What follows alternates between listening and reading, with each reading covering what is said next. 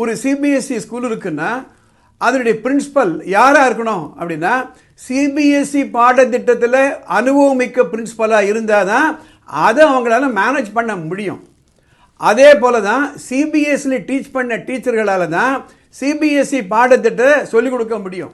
எதனா ஒரு பள்ளிக்கூடத்தில் சிபிஎஸ்சி ஸ்கூலுக்கு பிரின்சிபலாக ரெக்ரூட் பண்ணும் பொழுது மெட்ரிக்கில் எக்ஸ்பீரியன்ஸ் சார்ந்த ஒரு பிரின்சிபலை கொண்டு இங்கே போட்டாங்களன்னா அது கண்டிப்பாக அந்த ஸ்டூடெண்ட்டுடைய மார்க்கை குறைக்கும். என்ன பாந்தவர்களே, CBSE 10th board exam +2 board exam mark is very very very important. முக்கியமாக 12th CBSE mark is very very important. ஏன்னா போட்டி எக்கச்சக்கமாக இருக்குது. ஹையஸ்ட் மார்க் வாங்க வச்சாதான் அந்த ஸ்டூடெண்ட்டுடைய எதிர்காலம் நன்றாக அமையும். இந்த எபிசோடில் அடுத்த 3 நிமிஷத்துக்குள்ள ஒரு தவறான முடிவு காரணமாக எப்படி ஒரு ஸ்டூடெண்ட்டுடைய ஃப்யூச்சரே பாதிக்கப்படலாம் என்பதை பற்றி விளக்க போகிறேன். ஃபார் எக்ஸாம்பிள், ஒரு பேரண்ட் இருக்காங்க. அந்த பேரண்ட்டுக்கு ஆங்ஷியஸாக என்ன பண்ணுறாங்க, மெட்ரிக்லேருந்து சிபிஎஸ்சிக்கு மாற்றலாமா குழந்தைகளேன்னு கன்சல்ட் பண்ணுறாங்க. எந்த கிளாஸை பொறுத்து அவங்க மாற்றலான்னு அட்வைஸ் பண்ணுறேன். லோவர் கிளாஸில் மாற்றிக்கலாம். 10th வரைக்கும் மெட்ரிக் படிச்சுட்டு 11th and 12th சிபிஎஸ்சி மாற்றலான்னா நான் வாண்டான்னு சொல்லுவேன். ஏனென்றால் இதனுடைய சிஸ்டம் வேறு, அதனுடைய சிஸ்டம் வேறு.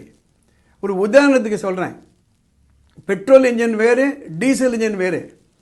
அவசரத்துக்கு எனக்கு டீசல் தான் கிடச்சிது அப்படின்ட்டு பெட்ரோலுக்கு பதில் டீசலை போட்டால் வண்டி ஓடாது.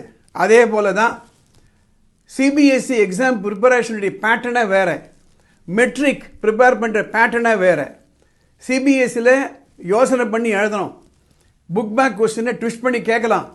மெட்ரிக்கில் புக் பேக் கொஸ்டினை தரவாக படித்து மனப்பாடம் பண்ணி எழுதி மார்க் வாங்கலாம். சில பேரண்ட்ஸ் எப்படி தவறாக முடிவு எடுக்கிறாங்களோ அதே போல் சில பள்ளி நிறுவனங்களும் தவறான முடிவு எடுக்கலாம். ஒரு சிபிஎஸ்சி ஸ்கூல் இருக்குன்னா அதனுடைய பிரின்சிபல் யாராக இருக்கணும் அப்படின்னா சிபிஎஸ்சி பாடத்திட்டத்தில் அனுபவமிக்க பிரின்சிபலாக இருந்தால் தான் அதை அவங்களால மேனேஜ் பண்ண முடியும். அதே போல தான் சிபிஎஸ்சியில் டீச் பண்ண டீச்சர்களால் தான் சிபிஎஸ்சி பாடத்திட்டத்தை சொல்லிக் கொடுக்க முடியும்.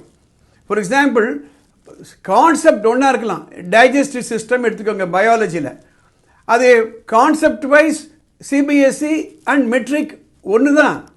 ஆனால் டீச் பண்ணுறது, எக்ஸாமுக்கு ப்ரிப்பேர் பண்ணுறது தான் வித்தியாசம். ஒரு சிபிஎஸ்சி பள்ளிக்கூடத்தில் சிபிஎஸ்சியில் எக்ஸ்பீரியன்ஸ் ஆன பிரின்சிபலால் தான் சூப்பர்வைஸ் பண்ண முடியும்.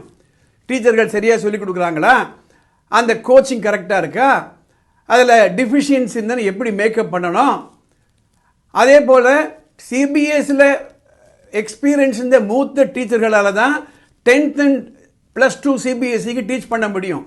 எதனா ஒரு பள்ளிக்கூடத்தில் சிபிஎஸ்சி ஸ்கூலுக்கு பிரின்சிபலாக ரெக்ரூட் பண்ணும் பொழுது மெட்ரிக்கில் எக்ஸ்பீரியன்ஸ் சார்ந்த ஒரு பிரின்சிபலை கொண்டு இங்கே போட்டாங்களன்னா அது கண்டிப்பாக அந்த ஸ்டூடெண்ட்டுடைய மார்க்கை குறைக்கும். அவ்வளோ ஈஸியாக அட்ஜஸ்ட் பண்ணிக்க முடியாது. இந்த பதிவு எதுக்காக நான் போகிறேன்னா, பெற்றோர்களோ அல்லது ஸ்கூல் நிர்வாகமோ இந்த தவறான முடிவு எடுத்தால் அதனால் பாதிக்கப்பட போகிறது பள்ளிக்கூடம் அல்ல, அது மாணவர்கள் தான். இந்த தவறு எந்த பள்ளிக்கூடத்தில் நடந்தாலும் அது மாற்றிக்கணும். அப்படி இல்லைன்னா கஷ்டம் கண்டிப்பாக ஸ்டூடெண்ட்ஸுக்கு தான். we should not play with the life of the children. அதை பதிவு பண்ணுறதுக்காக தான் இந்த பதிவு நான் போடுறேன். இந்த பதிவு உங்களுக்கு பயனுள்ளதாக இருக்குன்னா கமெண்ட் பாக்ஸில் போய் கமெண்ட் போடுங்க. மற்றவர்களுக்கு பயனுள்ளதாக இருக்குன்னா உடனே லைக் பண்ணுங்கள், ஷேர் பண்ணுங்கள். படிப்பு பற்றி உங்களுக்கு ஏதாவது சந்தேகம் இருந்ததுன்னா மேலே ஒரு வாட்ஸ்அப் நம்பர் போகுது, வானமே இல்லை சார்பில். அதை படித்து பார்த்துட்டு அடுத்த எபிசோடில் என்னால் கவர் பண்ண முடியும். இந்த சேனலுக்கு சப்ஸ்கிரைப் பண்ணுங்கள். அடுத்த எபிசோடில் பார்க்கலாம்.